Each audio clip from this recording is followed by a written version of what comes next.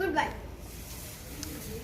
అలానే మీ name comment చేయండి కింద, సో దాట్ మీ అడ్రస్కి వచ్చి ఇచ్చేటట్టు. మీరు కింద సబ్స్క్రైబ్ చేస్తే అప్పుడు మీకు ఒక కొత్త గిఫ్ట్ వస్తుంది, కొన్ని పతంగులు ఇస్తాం. So thank you.